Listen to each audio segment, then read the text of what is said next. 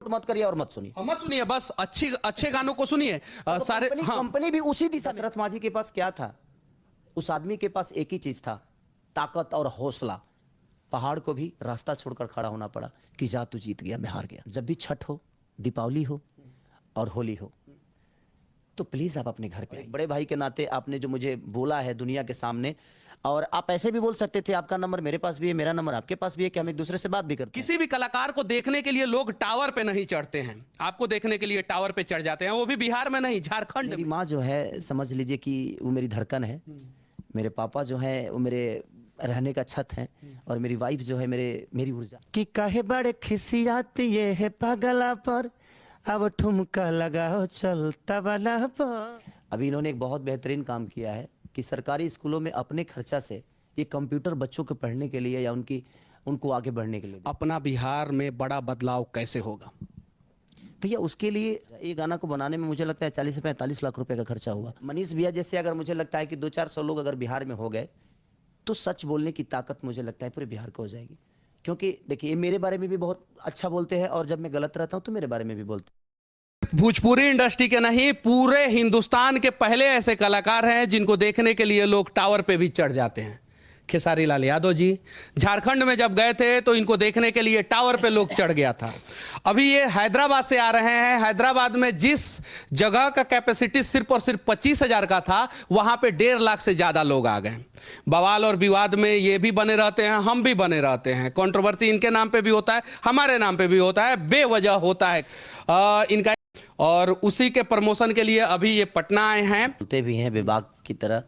और जैसे आपने बोला भैया कि हम दोनों विवाद में रहते हैं, तो गंदा पानी नहीं होता है, साफ पानी ही गंदा करने की कोशिश की जाती है।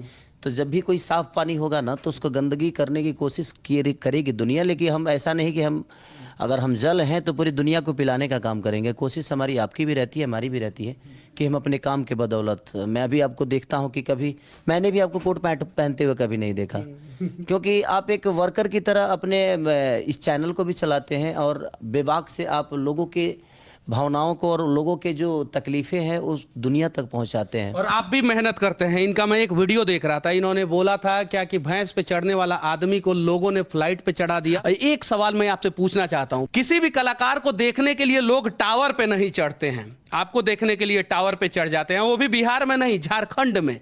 कैसा महसूस करते हैं? ये भोजपुरी का गरिमा है, और भोजपुरी की इतनी पावर है कि लोग टावर पे चढ़ जाते हैं। और मैं वो कार्यक्रम बहुत देर तक गाने वाला था, लेकिन लोग के टावर पर चढ़ने की वजह से मैं उस कार्यक्रम को बंद कर दिया, और मैं बहुत जल्दी वहाँ से निकल गया। रीज़न ये था कि अगर उनको कुछ हो जाता तो शायद मैं अपने आप को माफ़ नहीं कर पाता।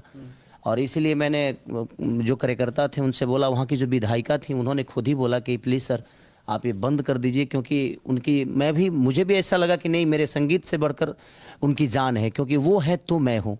और इसलिए मैं कार्यक्रम बंद कर दिया। कम से कम 5,000 से ज़्यादा लोग चढ़ गए थे। तो और मंदिर के प्रांगण पे लोग चढ़ गए थे, वो मंदिर के गुंबज पे चढ़ गए थे। तो मुझे थोड़ा सा अजीब लगा कि नहीं यार, मैं उतना भी बड़ा नहीं हुआ हूँ कि लोग भगवान के सर पे चढ़कर मुझे देखें। अच्छा, एक और कंट्रोवर्सी आपके नाम पे हुआ है। एक फिल्म का शूटिंग आपका चल रहा था, और मंदिर के गेट पे आपका पैर मारने का सीन है, और उसके ऊपर जो है बहुत ज़्यादा विवाद हो गया। तो उस पर क्या कहना चाहते हैं? देखिए, वो मंदिर के गेट पे मैंने पैर नहीं मारा है, वो एक एक्शन है। 2 लोग उसके अंदर, मंदिर के अंदर हैं, जो कि उस रस्सी बांध के खींच रहे हैं, क्योंकि हमारी औकात नहीं है कि हम गेट पे मारे। और आस्था हमें भी समझ में आती है, लोग मुंह से बोल देते हैं आस्था को, लेकिन हम तो हर साल आस्था को प्रचार करते हैं अपने गायकी द्वारा, अपने संगीत द्वारा, अपने शब्दों द्वारा। और हर जगह जाके जहाँ भी हम शुरू करते हैं, तो छठ से लेकर हमारा देवी भजन हो या कांवर भजन हो या हमारा कोई भी फेस्टिवल हो, उसके हम गाना खुद ही गाते हैं, और मैं अपने भाषा को खुद ही प्रचार करता हूँ। लेकिन वो गलत एंगल से लिया गया था वीडियो, और गलत एंगल से वो लग रहा है कि मैंने लाठी मारा है, क्योंकि मंदिर के अंदर मेरा फाइट था और मैं जूता पहना हुआ था। उसके बावजूद भी मैंने विलेन को पकड़ के मैं बोला कि मंदिर है, जूता खोल लेवे दे, ओकरा बाद तोर व्यवस्था करब। तो ऑलरेडी मैं जूता फिल्म में कहानी ये है कि आप ये विलेन को बता रहे हैं कि ये मंदिर है, जूता खोल लेवे दे और तब तोर व्यवस्था करें, लेकिन सिर्फ और सिर्फ थोड़ा सा क्लिप जो है वायरल करके खेसारी लाल यादव को बदनाम करने का प्रयास किया गया। हाँ, तो वही चीज़ है ना। देखिए, एक बात बताएं मनीष भैया, जब इंसान कुछ करके आगे नहीं बढ़ता है ना। एक चीज मैं आपसे पूछना चाहता हूँ, इतना रिस्पेक्ट करना आप कहाँ से सीखे हैं? रिस्पेक्ट आपके मन में होता है भैया और आपके संस्कार में होता है। आप मेरे से बड़े हैं, छोटे हैं, ये मायने नहीं छोटे बियावा होने दीजिएगा कि नहीं? देखिए बात वहाँ है ही नहीं एक्चुअली। देखिए मैं झुकूंगा तो आपका भी हाथ आशीर्वाद देने के लिए झुकेगा और आप भी झुकेंगे उठाने के लिए। तो ये दुनिया में अगर बड़ा बनना है तो झुकना तो पड़ेगा आपको। अगर आप तड़कुल की तरह देखिए, मेरे अंदर जब तक जान है तब तक मुझे गुस्सा भी आता है और मोहब्बत भी है। मर जाऊंगा तो शायद ना गुस्सा आने वाला है और ना ही मैं किसी को रिस्पेक्ट देने वाला हूँ। तो जब तक मैं नहीं दूंगा तो मुझे नहीं लगता कि मुझे दुनिया देगी। तो मेरी कोशिश रहती है कि, और जिस तरह आप हैं कि आप जीवन में हर वो चीज़ों को मेहनत करके किए हैं, तो जो लोग मेहनत करके नहीं करना चाहते हैं ना, वो अपने जुबान से आपको दबाना चाहते हैं क्योंकि उनको मेहनत आता नहीं। अगर उनको मेहनत आती तो उनको बोलने की ज़रूरत नहीं है कि मेरी छवि क्या है, मैं करता क्या हूँ, मैं गाता क्या हूँ, मैं सुनता क्या हूँ, मैं कहाँ सोता हूँ, मैं क्या करता हूँ, मैं ऐसे हूँ, मैं वैसे हूँ। नहीं, जिनके पास काम है ना भैया, वो किसी की बुराई नहीं करते। वो ऐसा काम करते हैं कि मैं काम करूँ कि दुनिया मेरी तारीफ करे।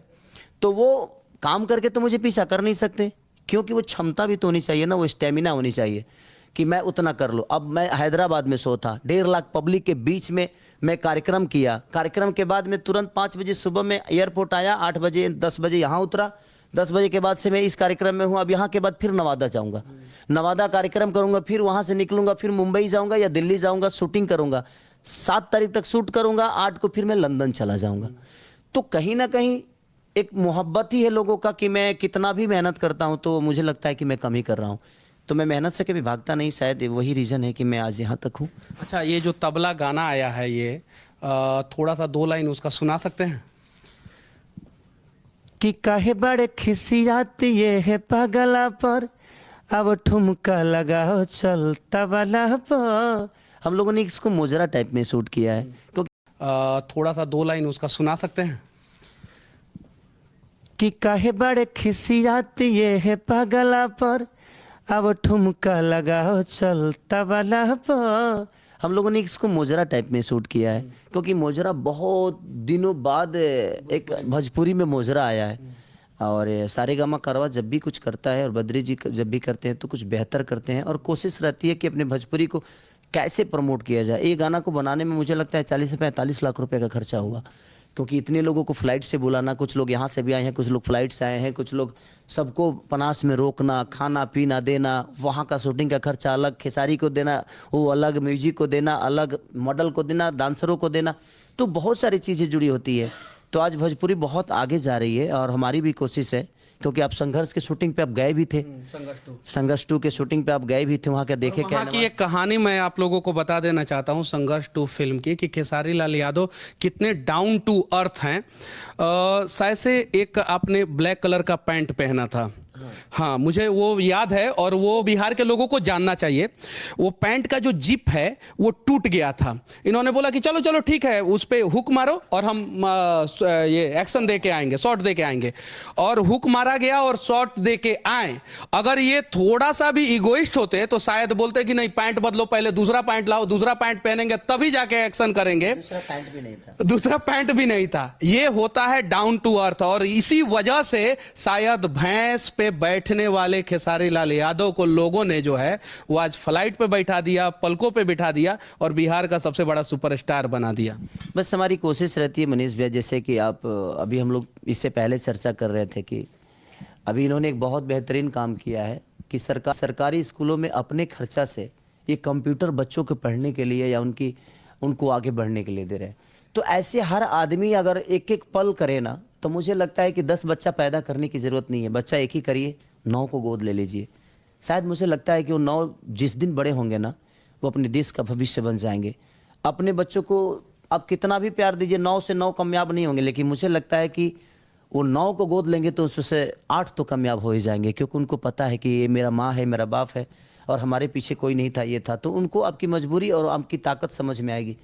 तो मुझे लगता है कि मैं बच्चा पैदा करने पे विश्वास नहीं करता, गोद लेने पे विश्वास करता हूँ। बहुत बड़ी बात इन्होंने बोला है कि बच्चा पैदा करने पे विश्वास नहीं, गोद लेने पे और बदलाव करने पे विश्वास किया जाना चाहिए। अच्छा, बिहार के लोग जो छठ पूजा के अवसर पे बिहार आए थे, उनको आप क्या संदेश देना चाहते हैं? मैं चाहता हूँ कि आप जहाँ भी रहते हैं, जब भी छठ हो, दीपावली हो और होली हो, तो प्लीज़ आप अपने घर पे आइए, क्योंकि मुझे लगता है कि हमारी गरिमा अपनों से ज़्यादा, और ये तीनों त्यौहार जो है मुझे लगता है कि ये प्रेम का परिकाष्ठा है, एक दूसरे को जोड़ता है। तो आप जब बिहार आएंगे तो वो, और अपने बच्चों को खास करके लेके आइए, ताकि हमारे बच्चे, आज की जनरेशन जो है वो हमारे कल्चर से बहुत दूर भाग रही है, तो उस कल्चर को समझाइए कि माँ का मतलब क्या होता है, उस आस्था का मतलब क्या होता है। क्योंकि हमने तो कल्चर देखा है लेकिन हमारे बच्चे नहीं देख पाते हैं, और हमें कोशिश करना चाहिए कि हमारे बच्चे भी उस कल्चर से रूबरू हों और उस कल्चर को समझें कि इसका महत्व क्या होता है। मैं अपने बंगलों पे भी छठी का घाट बनवाता हूँ, मेरी वाइफ नहीं आई थी, तो अब मैं गोरखपुर में शूट कर रहा था, तो मुझे लगा जे माँ के पास मुझे जाना चाहिए। वाइफ के पास तो हमेशा रहता हूँ, माँ के पास बहुत कम रह पाता हूँ मैं, तो मैं गोरखपुर से डायरेक्ट माँ के पास आ गया और पापा के पास, और इस बार मैं दौरा घाट पे लेके गया। एक सवाल मैं पूछना चाहता हूँ, मम्मी पापा और वाइफ, इन दोनों में सबसे ज़्यादा किसको प्यार करते हैं? व्यवस्था होगा अब आपका। नहीं, एक्चुअली देखिए, मेरी माँ जो है ना, मेरी माँ जो है समझ लीजिए कि वो मेरी धड़कन है, मेरे पापा जो है वो मेरे रहने का छत है, और मेरी वाइफ जो है मेरी ऊर्जा है। तो मतलब कि ये जो है न्यूट्रल होके द्रविड़ वाला शॉट खेले हैं, ताकि जो है कहीं भी जो है बचाव हो सके। क्योंकि तीनों का योगदान नहीं होता तो मैं आज यहाँ तक नहीं होता, क्योंकि मेरे पापा का एक ऊर्जा। एक और सवाल मैं पूछना चाहता हूँ, आपके साथ बहुत सारे लोग रहते हैं, बहुत सारे लोग कहते हैं कि आपके साथ जितने भी लोग रहते हैं उन पे बहुत ज़्यादा खर्च करते हैं आप, पैसा से लेके गाड़ी खरीद के दे देते हैं, बहुत सारी चीजें। कितनी सच्चाई है ये मैं जानना चाहता हूँ। मैं किसी को गाड़ी खरीद के नहीं देता, जो मेरे साथ लोग रहने वाले हैं सिर्फ मैं उनको हेल्प करता हूँ। मुझे लगता है कि गाड़ी खरीदने में हेल्प कर देते हैं, खरीद के नहीं देते। में भी नहीं, गाड़ी खरीदने के लिए पैसा भी नहीं देता मैं। मेरे कहने का मतलब कि मनीष भी आपकी कंपनी है, आप मेरे अजीज मित्र हैं, चाहे मेरे भाई हैं, मेरे साथ रहते हैं, तो मुझे करना क्या होगा? मेरे पास एक ही क्षमता है ना कि मैं आपको 2 गाना दे दूंगा, तो मैं आपको 2 गाना फ्री में दे दूंगा, 2 गाना फ्री में दूंगा उस समय। उसके बाद अगर 100 मिलियन गाना हो गया तो आराम से आप कमा लेंगे। तो फिर वो लोग मुझे वो दे भी देते हैं कि भैया आपने उस समय हमारा हेल्प किया था, आज मैं उस लेवल पे आ गया हूँ कि ये पैसा मैं आपको लौटा देता हूँ। तो मैं उस वक्त उनको 2-4 गाने फ्री में देकर कम से कम उनको एक जगह दे देता हूँ कि आप मेहनत करके अपने आप को बड़ा कर लीजिए, उसके बाद फिर मुझे दे दीजिए। एक महीना में कितना गाना गा देते हैं? गाने के लिए तो मैं 40-50 गाना गा देता हूँ, लेकिन अब थोड़ा सा क्वालिटी पे काम कर रहे हैं आदमी, तो अब कम हो गया है। विनती है कि जो अच्छा गाना है, बड़ा गाना है, बड़े बजट का गाना है, जैसे तबला जो है 40 लाख रुपया में शूट हुआ है, तो इस प्रकार के गानों को हम लोग सुने, चर्चा करें, तब जाके हमारा भोजपुरी इंडस्ट्री और ग्रो होगा, वरना सिर्फ और सिर्फ वो डरेंगे। ये भी गलत गाने गाते होंगे? बिल्कुल गाता हूँ, एकदम मत सुनिए इनका गलत गाना। बिल्कुल किसने बोला? कह रहा हूँ कि आप मत सुनिए, अगर मैं गलत गाता हूँ तो उस गाने को बिल्कुल प्रमोट मत करिए और मत सुनिए। मत सुनिए बस। 30 लोग काम कर रहे हैं उसमें, जो मेरा ईंट का मैं फैक्ट्री डाला हूँ तो उसमें भी 30 लोग काम कर रहे हैं। तो कोशिश है जो ऐसी ऐसी चीज़ें, हर जिला में ज़मीन मिलेगा, धीरे धीरे कमाता हूँ। ऐसा तो नहीं कि अरबपति हूँ मैं, रोज़ का रोज़ ही है, कमाता है आदमी और लोगों का हेल्प भी करता है, अपना भी परिवार चलाता है, अपने साथ जो रहने वाले हैं उनका भी हेल्प करता है। जैसे आप पूरे दिन भागते रहते हैं, हर दिन सच बोलने के दिन और रात दोनों समय भागते रहते हैं, सच बोलने के लिए आप सच को ढूंढते हैं कि ये सच है, क्योंकि भैया गलत चीज़ों को ढूंढने के लिए वक्त नहीं लगता है। आपको गुटखा हर मोड़ पे मिल जाएगा, लेकिन दूध की डेयरी को ढूंढना पड़ता है। तो मुझे लगता है कि आप हमेशा दूध की डेयरी की तरफ भागते हैं और वो कहीं गली में होती है, और उस गली के दूध की डेयरी को आप पूरी दुनिया के सामने बोलते हैं कि ये दूध की डेयरी है, इसका रास्ता ये है, यहाँ आओ और यहाँ बहुत अच्छा दूध मिलता है। तो वो दूध का मतलब कि सच बातें हो गई जो दुनिया को बताकर अपने चैनल के माध्यम से। और मनीष भैया जैसे, अगर मुझे लगता है कि 200-400 लोग अगर बिहार में हो गए तो सच बोलने की ताकत मुझे लगता है पूरे बिहार को हो जाएगी। क्योंकि देखिए, ये मेरे बारे में भी बहुत अच्छा बोलते हैं, और जब मैं गलत रहता हूँ तो मेरे बारे में भी बोलते हैं, और मुझे खुशी होती है कि जब मैं अच्छा करता हूँ तो अच्छा तो कम से कम बोलते हैं। हमें ये तो बोले कि जब मैं गलत बोलता हूँ तो गलत भी बोलते हैं। बिल्कुल भैया, देखिए एक बात बताएं, अगर हम अच्छा, देखिए आप लोग क्या होते हैं, देख समाज के आईना है, आप एक ऐसे आईना है कि जो कि सच को ही प्रमोट करता है। लेकिन कुछ लोग ठीक है, अपने हिसाब से सबकी अपनी ज़िंदगी, उनको हमें बुरा नहीं बोल सकता, सब लोग अपना अपना घर चलाने के लिए कुछ ना कुछ करते हैं, उसमें कोई दोषी नहीं है। लेकिन सच बोलना बहुत कड़वा होता है, और वो बर्दाश्त करना कितना आप झेलते होंगे वो मैं महसूस कर सकता हूँ, क्योंकि मैंने झेला है। तो सच जब मैं अच्छा करता हूं तो आप मुझे प्रमोट भी करते हैं, लेकिन मैं गलत करता हूं तो आप मेरे बारे में गलत भी बोलते हैं।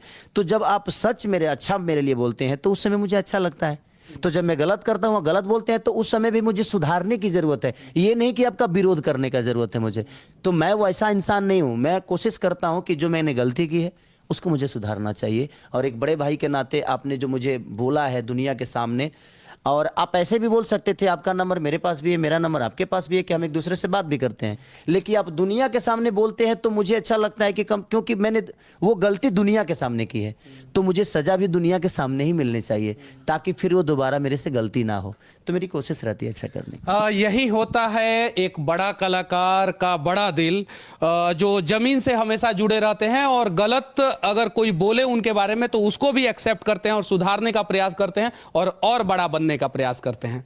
बाकी भारत का इकलौता कलाकार जिसको देखने के लिए लोग टावर पे चढ़ जाते हैं, उस कलाकार के बारे में आप लोग क्या सोचते हैं? खेसारी लाल यादव के बारे में क्या सोचते हैं? भैंस पे बैठने वाला एक युवक जो आज बिहार ही नहीं पूरे देश के लोगों के पलकों पे बैठ गया, जो भोजपुरी इंडस्ट्री से प्यार करते हैं उन लोगों के पलकों पे बैठ गया, उस कलाकार के बारे में क्या सोचते हैं? कमेंट करके जरूर बताना। और आखिरी में हम दोनों एक साथ बोलेंगे, जय हिंद। जय हिंद।